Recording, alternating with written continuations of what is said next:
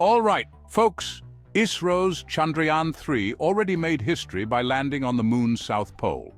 And NASA was gearing up for a follow-up mission to Moon's South Pole by 2025. But the VIPER mission to the Moon's South Pole has been cancelled on July 2024.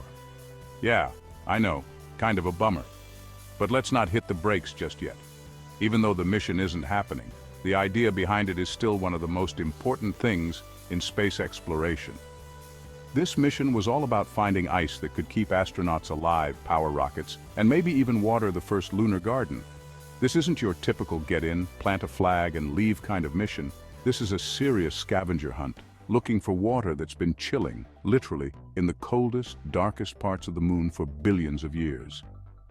We're talking freezing temperatures and permanent shadows, places so untouched even sunlight gave up trying to visit. Chandrayaan-3 got the VIP preview, and VIPER was supposed to dig deeper and uncover the goods. NASA canceled the VIPER mission due to a mix of budget constraints, escalating costs, and supply chain issues. Originally scheduled for launch in 2023, the project experienced delays caused by the COVID-19 pandemic, pushing the launch date back to 2025. These setbacks resulted in increased costs, with the mission's budget ballooning from $433.5 million to over $600 million. This forced NASA to reassess its priorities, as continuing VIPER would risk the cancellation or disruption of other key programs under its Commercial Lunar Payload Services (CLPS) initiative. Even though VIPER isn't taking off, we should understand the importance behind its original plan. So buckle up, because we're about to explore why we wanted to send VIPER there gives us a glimpse of what's at stake. And in future missions, why we are planning to stay there. It's going to be one wild ride. First question comes to our mind. The big deal with moon water. Water on the moon sounds wild, right? Like what's next? A space swimming pool? But here's the thing. This ice isn't just a cool discovery, it's liquid gold, well, solid gold in this case. If we can tap into these frozen reserves, it's a total game changer for space exploration. First off, that water isn't just for drinking. Nope. We can split it into two very useful things: oxygen for astronauts to breathe and hydrogen for rocket fuel. Imagine astronauts cruising around on the moon and thinking, hey, let's fill up the rocket tank before heading off to Mars. That's right, we're talking about turning the moon into a cosmic gas station. Forget road trip snacks, we're fueling up for an interplanetary road trip. And it gets better. With moon-made fuel, future missions won't need to lug heavy fuel tanks all the way from Earth. That's like going on a cross-country road trip and finding out you don't need to pack gas cans, because there are fuel stations every 10 miles. VIPER was supposed to be out there to see if the moon can become the ultimate pit stop. We're talking top up the rocket, breathe in some fresh lunar oxygen, and blast off for Mars or beyond. And here's the kicker. Water on the moon would open the door for lunar greenhouses. Imagine astronauts farming space veggies up there, with water pumped from under the lunar surface. Fresh moon-grown lettuce, anyone? A salad from outer space is definitely a flex. And all those science fiction dreams about humans living in space suddenly don't seem so far off. Basically, VIPER's mission was about self-sufficiency. If we can make astronauts less dependent on Earth, we can finally say, Houston, we don't need as many supplies. Having lunar water means long-term moon missions, and eventually Mars exploration become way more practical. It's like moving into a new neighborhood and realizing the grocery store is right next door instead of 50 miles away. But here's the thing. Finding water isn't just convenient. It could slash mission costs by millions. The more we rely on local resources, the fewer supplies we need to haul from Earth. It's like being told you only need to pack a carry-on for a 6-month vacation, because everything you need will be waiting for you when you get there. Think about it. Fueling rockets and supporting astronauts with water from the moon would change the game. We'd be one step closer to living and working in space, treating the moon as our launch pad for missions to Mars and beyond. VIPER's mission could have unlocked a whole new era of exploration, and who knows? Maybe one day the first interplanetary pit stop will have fuel pumps and snack stands serving lunar smoothies and space-grown salads. VIPER wasn't just looking for ice, it was supposed to hunt for humanity's future. The water we find today could fuel the journeys of tomorrow. So, yeah, water on the moon isn't just a neat science discovery, it's the key to making space exploration cheaper, faster, and more sustainable.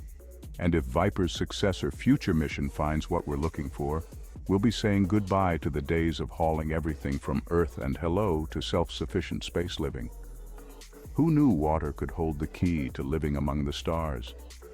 Stay tuned, because things are about to get very, very interesting. Now you might be wondering, why the South Pole? Alright, so why is everyone obsessed with the South Pole of the moon? What makes it the VIP section of our lunar neighbor? Well, think of it like this. If the moon is a house, the South Pole is that one dark, chilly basement where nobody's dared to look for billions of years. And that's exactly why it's so interesting. Scientists believe if there's water ice anywhere on the moon, it's hiding right there, locked away in permanent shadow. These craters at the South Pole are the ultimate deep freeze.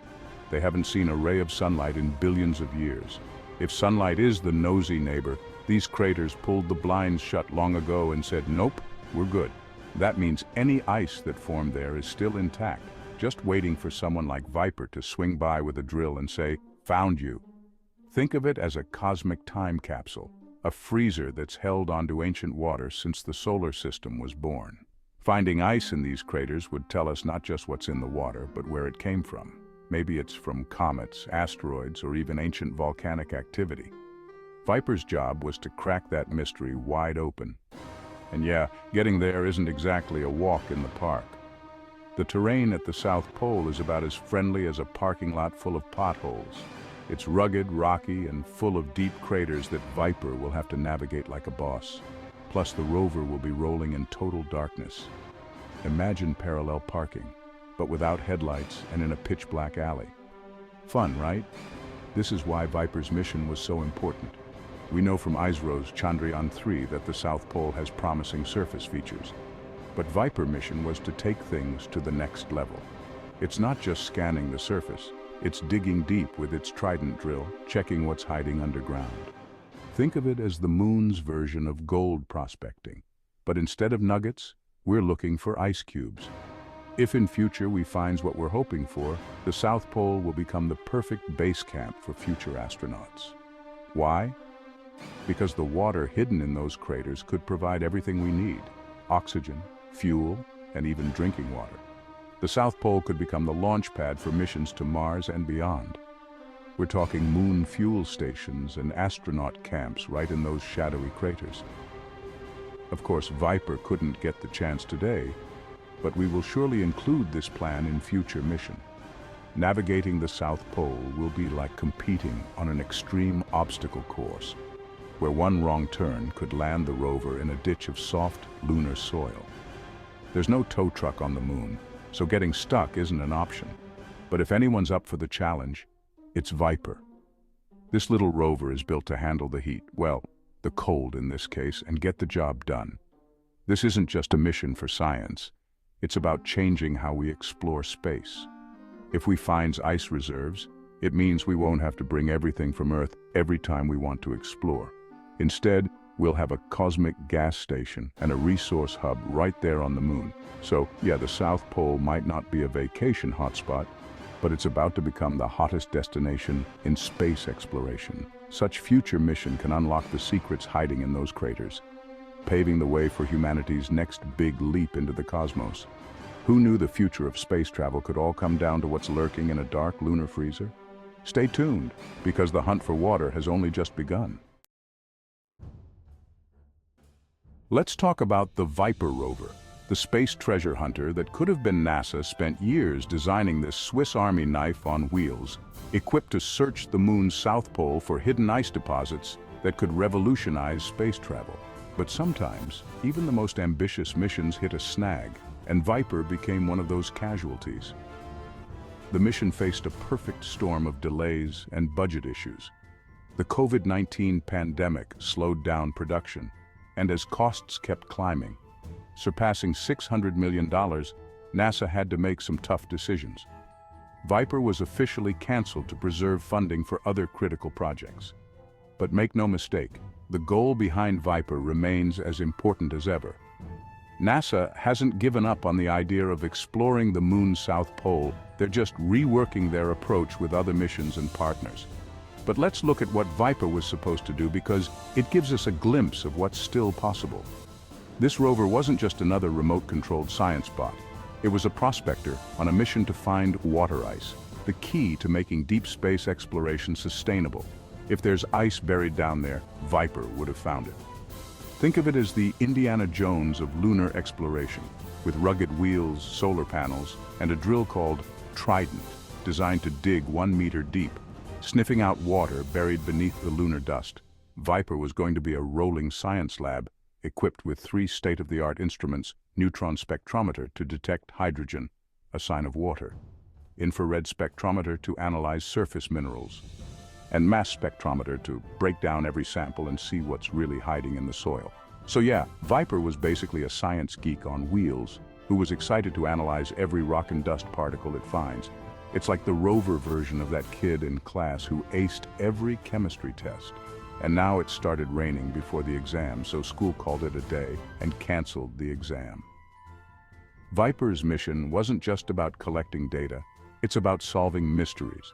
If we can understand what's hidden beneath the surface, we'll know exactly where future astronauts should mine for water and set up lunar bases. It's like drawing a treasure map for the future of space exploration. And of course, things won't always go smoothly. This isn't just a drive across town. We will need to navigate rocky terrain, deep craters, and soft soil that could trap it if it's not careful. But Viper was ready for the challenge, until it got COVID. The plan was for Viper to act like the ultimate pathfinder, mapping ice deposits and helping future astronauts figure out the best places to set up shop on the moon. This rover will spend 100 days on the moon, scanning, drilling, and collecting data, each discovery bringing us closer to the dream of living beyond Earth. This wasn't just about finding water. It was about building a blueprint for sustainable space exploration, with fuel stations and lunar habitats that could pave the way to Mars. Even though Viper won't make the journey, its spirit lives on ISRO's Chandrayaan-3, and other upcoming lunar missions will continue to scout the South Pole, gathering data on the same ice deposits Viper was aiming to explore. NASA, along with its international partners, is still committed to unlocking the moon's potential. They're just going about it differently. And hey, Viper's legacy isn't just about one mission. The knowledge, technology, and ideas behind the rover will be reused in future missions. Some of Viper's components could still find their way to the moon, just in different forms or through other private or international missions. So, yeah, the Viper rover won't be rolling across the moon's craters, but the mission to uncover the moon's secrets is far from over. It's like canceling a road trip. The journey might change, but the destination is still the same. And one day soon, we'll unlock the resources hiding in the South Pole and take our first real steps toward living on the moon. Stay tuned, because while Viper's wheels might not touch the moon, the dream of sustainable lunar exploration is still very much alive.